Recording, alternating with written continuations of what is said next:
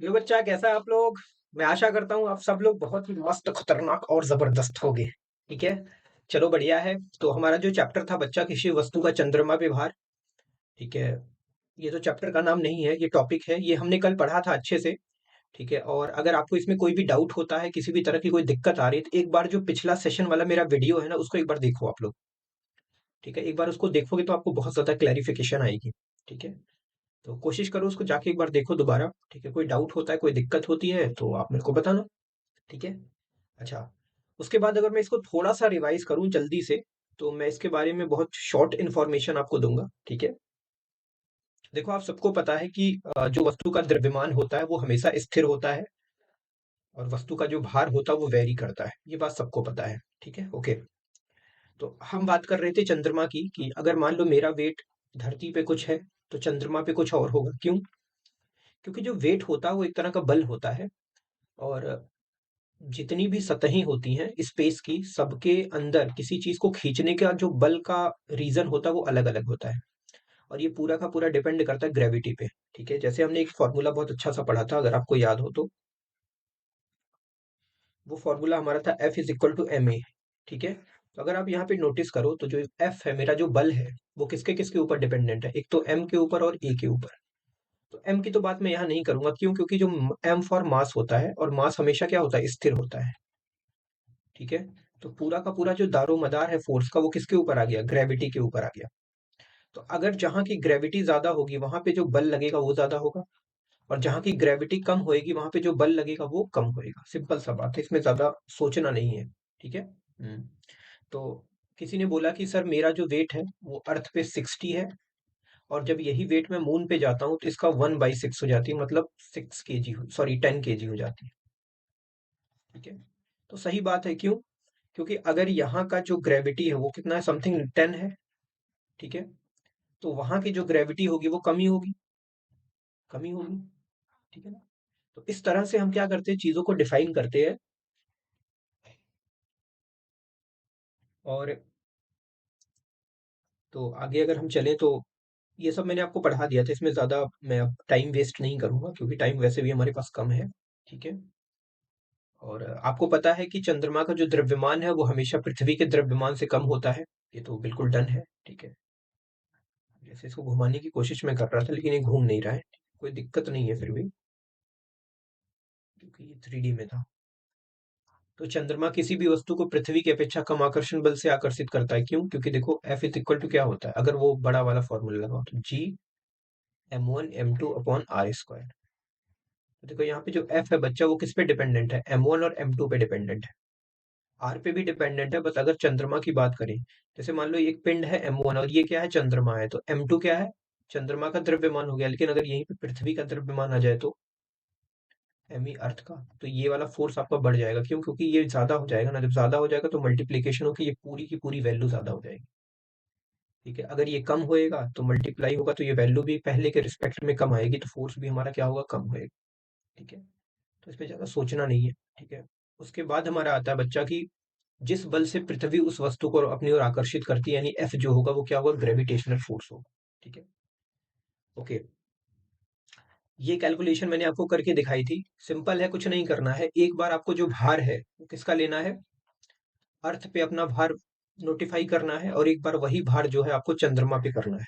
ठीक है, जब आप ऐसा करते हो तो लास्ट में क्या करना है? डब्ल्यू ई में क्या करना है? डब्ल्यू ई में आप क्या करोगे? डब्ल्यू ई या फिर डब्ल्यू एम में क्या करोगे? डिवाइड कर दोगे, इसको इससे डिवाइड कर दोगे, तो आपको लास्ट में इस टाइप से कुछ इक्वेशंस मिलेंगी। ठीक है, वस्तु का चंद्रमा पे भार मतलब Wm/W E, जब आप करोगे तो आपको ये वाली पूरी कैलकुलेशन करने के बाद ये वाला नंबर आपको मिलेगा।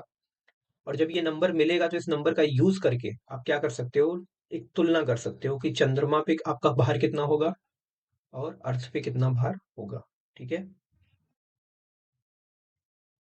देखो जैसे ये 1/6 है, तो अब ये जो फॉर्मूला आपका बच्चा ने, ये हमेशा के लिए सही है।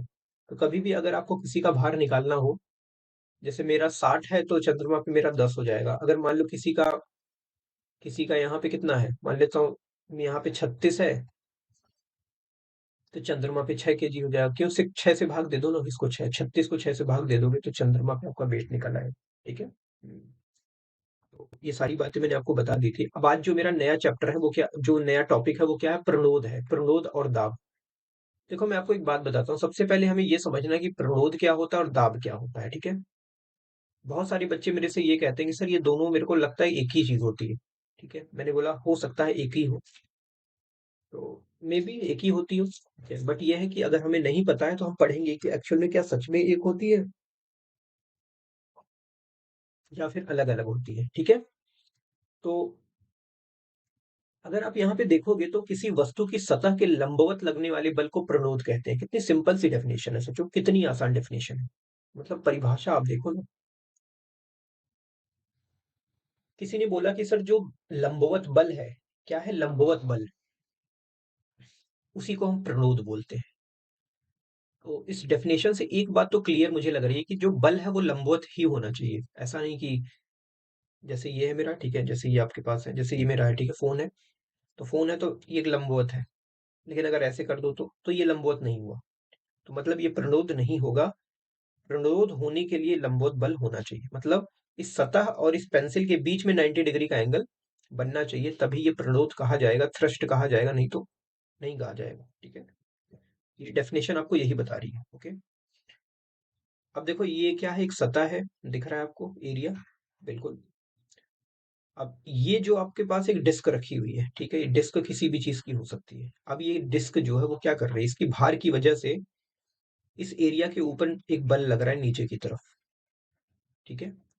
इसी बल को हम क्या बोलते हैं, थ्रस्ट बोलते हैं या फिर प्रणोद बोलते हैं। समझ में आया कि नहीं आया, ठीक है। अब जैसे मेरे सामने लैपटॉप रखा हुआ है, ठीक है, अब लैपटॉप एक टेबल पे रखा हुआ है, तो ये लैपटॉप जो है, इसका जो भार है वो टेबल के ऊपर क्या कर रहा है, एक लंबवत बल लगा रहा है, अप्लाई कर रहा है। इसका मतलब ये हुआ, ये जो लैपटॉप है ना मेरे सामने वाले टेबल के ऊपर प्रणोद उत्पन्न कर रहा है। प्रणोद का मतलब थ्रस्ट। आई होप कि समझ में आया होगा आपको ये, ठीक है। तो कोई इसमें टेंशन लेने की जरूरत नहीं है। अब देखो ये वाली जो डेफिनेशन आप इसको बता सकते हो, force acting perpendicular to the surface of area, मतलब एक बल जो एक्ट करता है लंबवत किसी सरफेस एरिया पर, इसका हिंदी मतलब हो गया, ठीक है। तो क्लियर है प्रणोद क्या होता है। प्रणोद एक बल होता है जो किसी सरफेस एरिया पे एकदम लंबवत लगता है, उसको हम प्रणोद बोलते हैं। तो मुझे लगता है प्रणोद को हम दाब बोल सकते हैं, क्योंकि कहीं ना कहीं एक दाब भी तो है, ठीक है। तो प्रणोद और दाब में ज्यादा फर्क नहीं है, बट हाँ ये जो दाब का जो स्पेसिफिक रूप है वो प्रणोद है, ठीक है, ओके। आगे हम डिफरेंस के बारे में भी बातचीत करेंगे, टेंशन मत लो आप। उसके बाद बच्चा आता है कि किसी वस्तु पर लगने वाला प्रणोद का परिमाण उस सतह के क्षेत्रफल पर निर्भर करता है जिस सतह से वस्तु संपर्क में रहती है। अच्छा, मतलब ये है कि जैसे कोई वस्तु है, ठीक है, जैसे मान लेता हूँ, चलो इस टेबल का एग्जांपल लेते हैं, ठीक है, इसको मैं हटाता हूँ। जैसे ये वस्तु है, ठीक है, तो इसका जो प्रणोद है, प्रणोद मतलब ये वाला बल, वो ये वस्तु जिस चीज पे रखी हुई है उसके एरिया पे डिपेंडेंट करता है। अगर एरिया ज्यादा है तो प्रणोद कम होएगा, अगर प्रणोद ज्यादा है एरिया कम होएगा। इस टाइप से कुछ हो सकता है सर, बट कंफर्म नहीं है, ठीक है। क्यों नहीं कंफर्म है उसका रीजन मैं बताता हूँ, देखो किसी वस्तु पे लगने वाला प्रणोद का परिमाण उस सतह के क्षेत्रफल पर निर्भर करता है जिस सतह से वस्तु संपर्क में रहती है, ठीक है, रहता है, रहती है, जो भी कुछ बोलो। अब यहाँ पे है प्रणोद का जो एसआई मात्रक वही है जो बल का मात्रक। तो प्रणोद क्या है, कहीं ना कहीं एक बल है, और हमको पता है बल का मात्रक क्या होता है, न्यूटन होता है। इसका मतलब क्या हुआ, इसका मतलब हुआ जो प्रणोद है उसका भी मात्रक क्या होगा, न्यूटन ही तो होगा, या कुछ और होगा। नहीं सर, न्यूटन ही हो, ठीक है। तो आप इसको न्यूटन भी बोल सकते हो, उसमें कोई डाउट नहीं है। अब देखो यहाँ पे एक आपको प्लेन दिख रही होगी, बड़ी अच्छी प्लेन मेरे को भी लग रही है, वो है एयरफोर्स की लग रही है मेरे को। एयरफोर्स में ऐसे होते हैं ना प्लेन, आगे से नुकीले होते हैं और देखने में बड़े खतरनाक लगते हैं। देखो पीछे से ये बहुत तेजी से क्या फ्लेम क्या है निकाल रही है, ठीक है, फेंक रही है, और आगे जा रही है, ठीक है। तो अब इसके अंदर थ्रस्ट कैसे लग रहा है ये हमको पता करना है।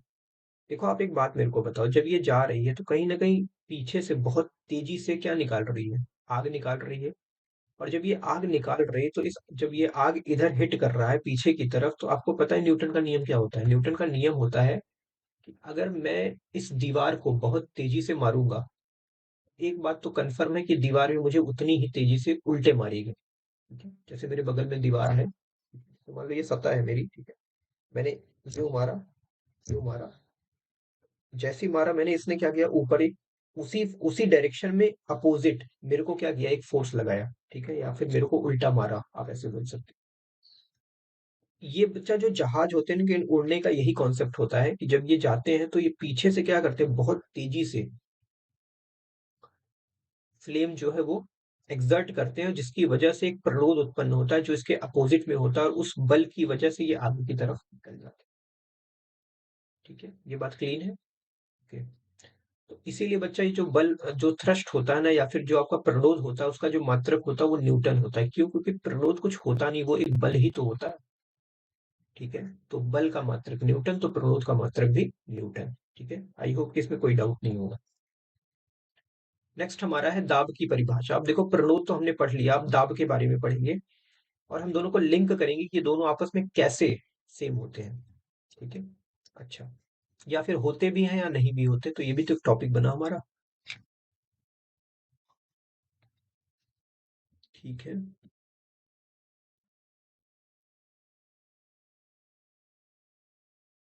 ओके।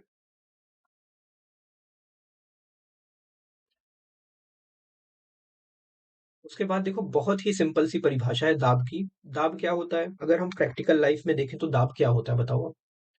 दाब एक्चुअल में कुछ नहीं होता। जैसे मान लो मैं हूं, ठीक है, जैसे होता नहीं, मैं तुम्हारा गला दबा दूंगा, ठीक है, मैं तुम्हें दबा दबा के मारूंगा, ठीक है, अगर मैंने अपने साइड में तुम्हें दाब लिया ना, तो निकल नहीं पाओगे। इसका मतलब क्या हुआ? इसका मतलब हुआ कि वो किसी बल की बात कर रहे हैं जो एक, मतलब एक जकड़न पैदा करता है। ठीक है, अब जैसे कोई बोलता है मैं तुम्हारा गला दबा दूंगा, इसका मतलब क्या हुआ? ऐसे पकड़ेगा और ऐसे दबाएगा, यही तो करेगा ना, तो कहीं ना कहीं एक बल जो है क्या हो रहा है, इस गले के ऊपर अप्लाई हो रहा है। ठीक है, तो अगर हम इनडायरेक्टली समझे तो दाब भी क्या है, एक तरह का बल का रूप है। ये समझ सकते हैं बिल्कुल। अब देखो, इसमें लिखा हुआ है कि प्रति एकांक क्षेत्रफल पर लगने वाले प्रतिरोध को दाब कहते हैं। ओके, जैसे देखो, ये मेरा क्या है, एक सरफेस एरिया आपको दिख रहा है, ठीक है, इसके ऊपर एक थ्रस्ट लग रहा है। क्या लग रहा है बच्चा? थ्रस्ट। थ्रस्ट का मतलब क्या होता है? बल होता है। मैंने बताया ना, प्रतिरोध बोलो या फिर प्रतिरोध बोलो या फिर बल बोलो, बात एक ही है, बट प्रतिरोध और बल में बस छोटा सा फर्क है कि जो प्रतिरोध होता है वो लंबवत लगता है। ठीक है, कहाँ लगता है बच्चा? लंबवत लगता है। ओके,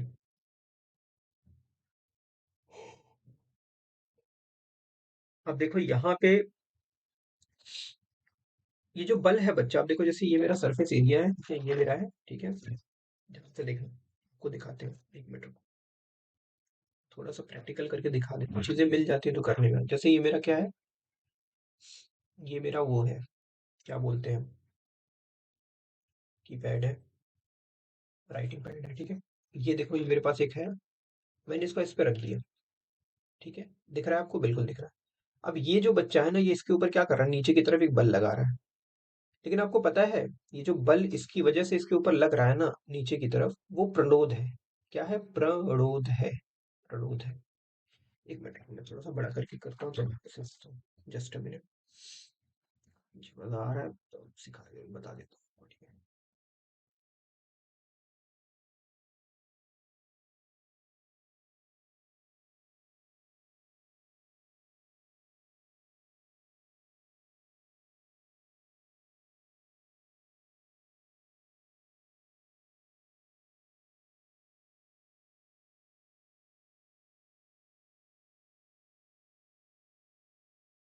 एक मिनट रुक जाओ, बता रहा हूँ, थोड़ा सा इसको सही कर लो, फिर हम लोग करते हैं, ठीक है।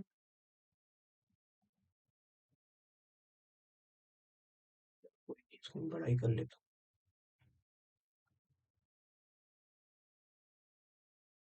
हटने दो, कोई दिक्कत नहीं, अभी मैं बता के फिर छोटा कर दूंगा, ठीक है।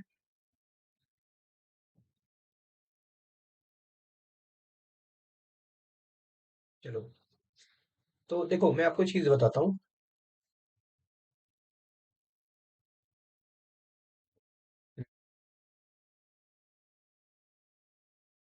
देखो मैं क्या बता रहा था, मैं आपको ये बता रहा था, देखो जैसे ये है मेरा, ठीक है, ये मेरा क्या है, राइटिंग पैड है, ये मेरे पास एक चीज है, तो मैंने क्या किया, इसको बच्चा ना इसके ऊपर ऐसे रख दिया, ठीक है, आप देख रहे होगे, ये रख दिया मैंने, ठीक है। अब इसका कुछ ना कुछ वेट होगा, सर बिल्कुल होगा। जब मैंने इसको रखा तो इसने क्या किया, इसने नीचे की तरफ एक बल लगाया, किसके ऊपर, इस राइटिंग पैड के ऊपर, ठीक है। तो इसके भार की वजह से इसके ऊपर जो लंबवत बल लग रहा है उसको तो हम प्रलोद बोलते हैं, ये बात आपको समझ में आती है, ठीक है। तो अगर यही जो बल है बच्चा ना, अगर ये प्रति एकांक क्षेत्रफल पर लगे, क्या होता है प्रति एकांक क्षेत्रफल, जैसे देखो, जैसे मान लेता हूँ कि ये जितने एरिया पे रखा हुआ है उसका एरिया है 10 मीटर स्क्वायर है, ठीक है। तो प्रति एकांक कितना हुआ, 1 मीटर स्क्वायर, प्रति एकांक कितना हुआ, 1 मीटर स्क्वायर।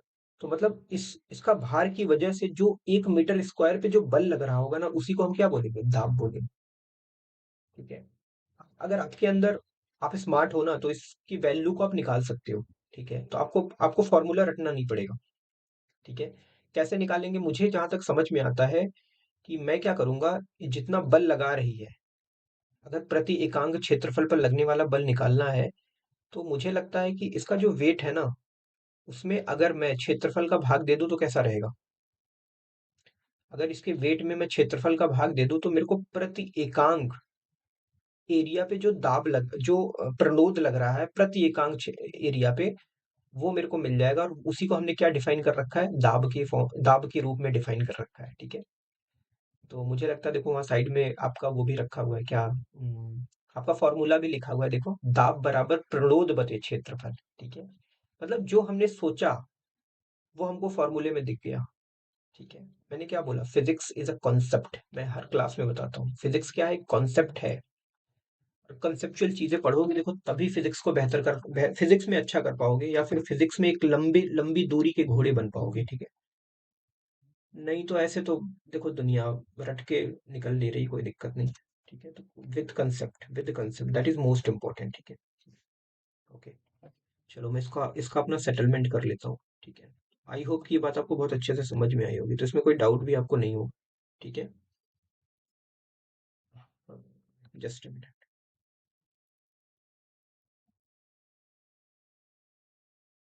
सेटलमेंट करना पड़ता है, टेक्नोलॉजी है ना, टेक्नोलॉजी के साथ थोड़ा बहुत छिड़खानी करनी पड़ती है, ठीक है। चलो मैं पैक हो गया। मैं पैक हो गया।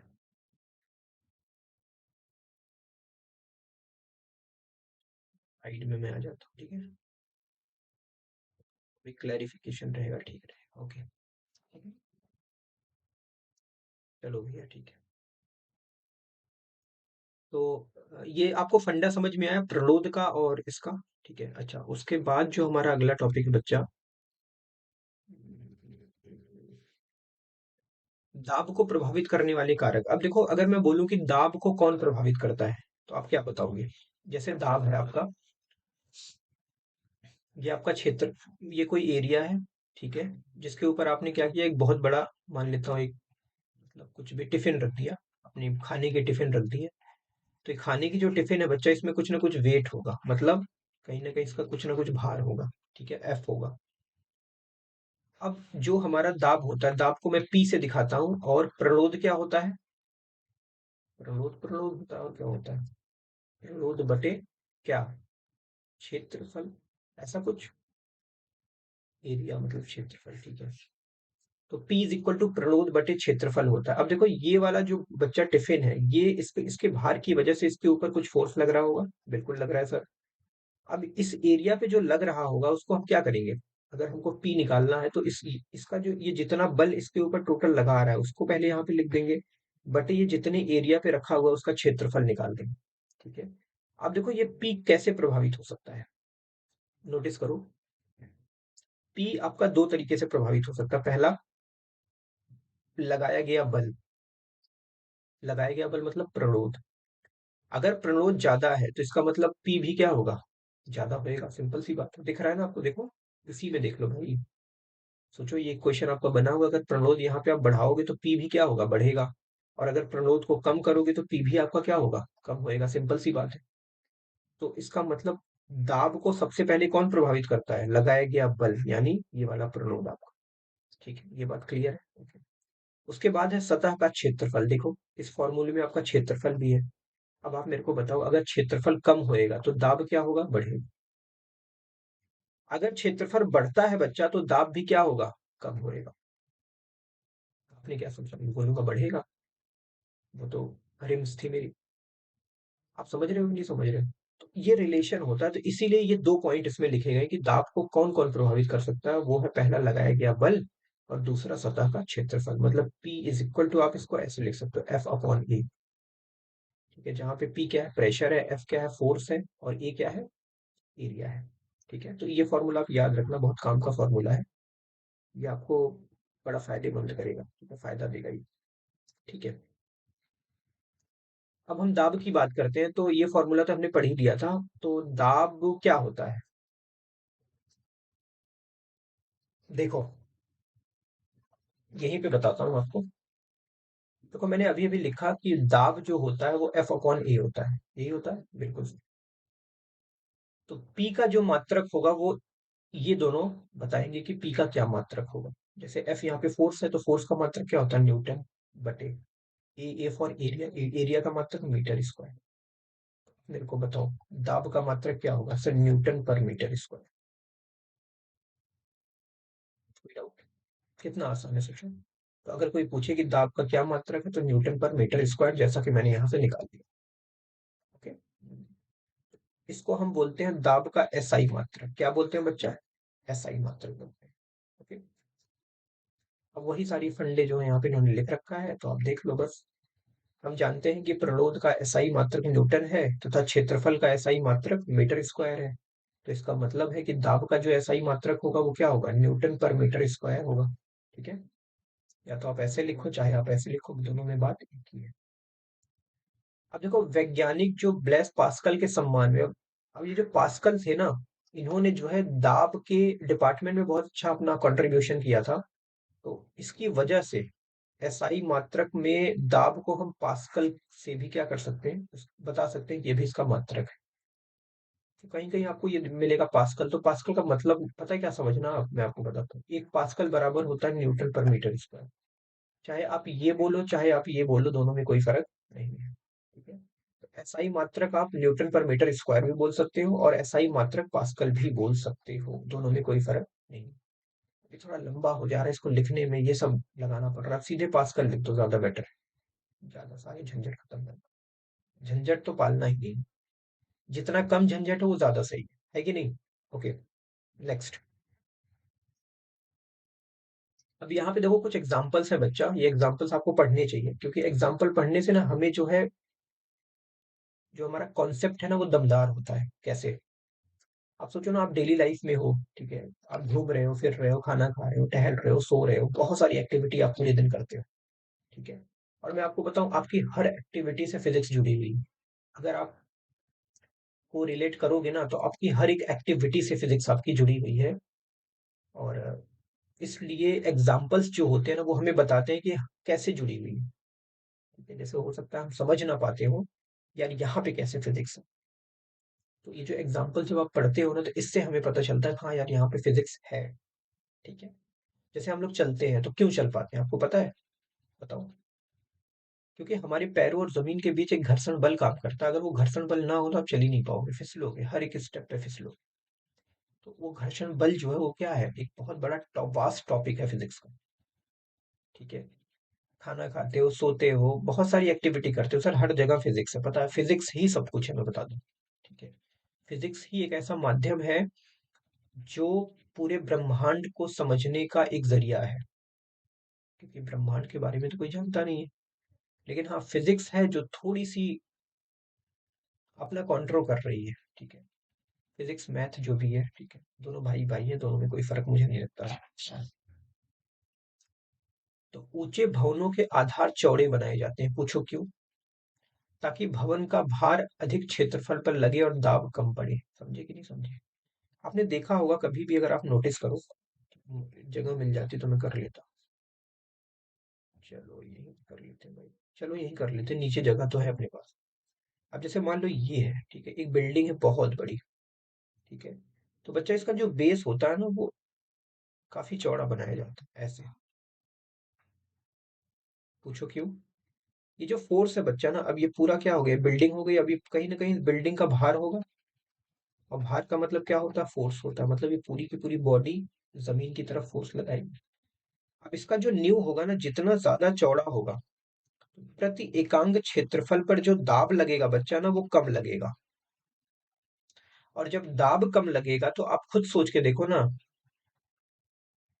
चीजों के चीजें जो है संतुलित रहेंगी। नहीं तो पता चला एक ही जगह दाब लग गया और पूरी की पूरी बिल्डिंग वहीं पे धंस गई और गिर के भैया तबाह हो गई।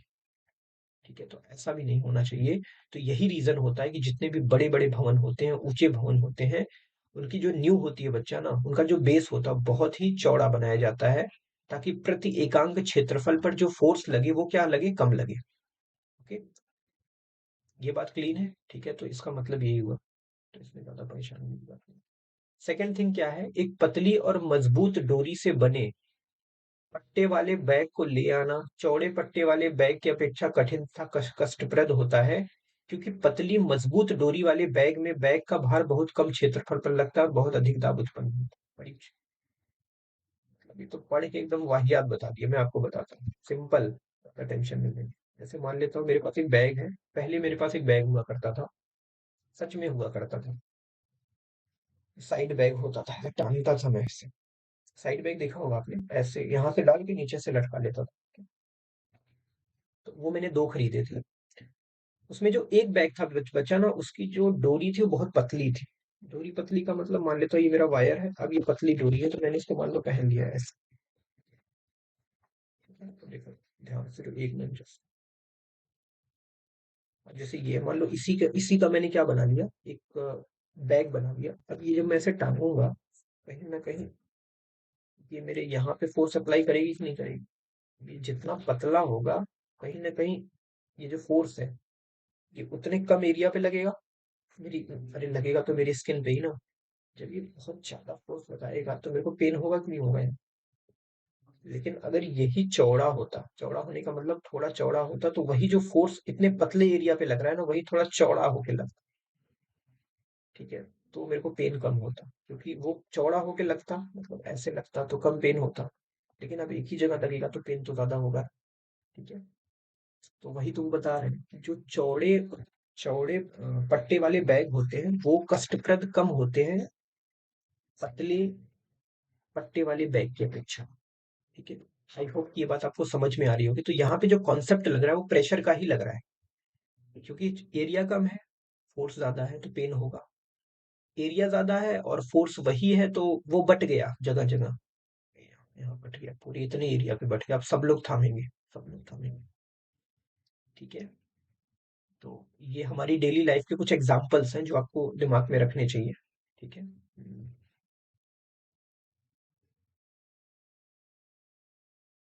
उसके बाद जो काटने वाले औजारों की धार तेज होती है, अब सोचो जैसे जो धार होती है, ठीक है, काटने वाले कुछ भी काटने का हो गया, आप चाकू को ले लो, आप चाकू ले लो आप, और एक वो ले लो, क्या बोलते हैं,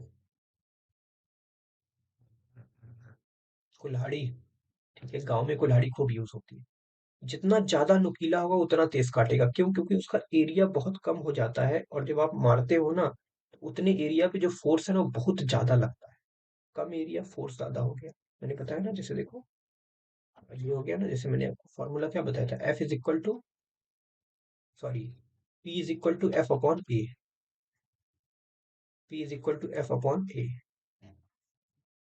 यहाँ पे एफ निकालो, तो इसको मैं ऐसे भी तो लिख सकता हूँ, F is equal to P A. ठीक है, अब ये फोर्स हो गया आपका, अब एरिया क्या होगा, बताओ बताओ बताओ बताओ। ये जो P है, P इज इक्वल टू क्या होगा, एफ अपॉन ए। ठीक है, अब सोचो अगर एरिया बढ़ेगा तो फोर्स क्या होएगा, कम होएगा। अगर एरिया कम होएगा तो फोर्स क्या होगा, जो प्रेशर है वो बढ़ेगा, कहाँ पे, जहाँ पे कट हो रहा है। ठीक है, तो यही है कि जितनी धार तेज होगी उतने उतने के ऊपर जो है हमारा प्रेशर ज्यादा लगेगा, और जब प्रेशर ज्यादा लगेगा तो सिंपल सी बात है, कटने का चांस ज्यादा होगा। ये बात बिल्कुल कंफर्म होनी चाहिए, इसमें कोई भी डाउट आपको नहीं होना चाहिए। उनकी सतह का क्षेत्रफल कम होता है और बल लगाने पर अधिक दाब उत्पन्न करता है और काटने में आसानी होती है। ठीक है। तो इसी के साथ ओके, जस्ट अ मिनट।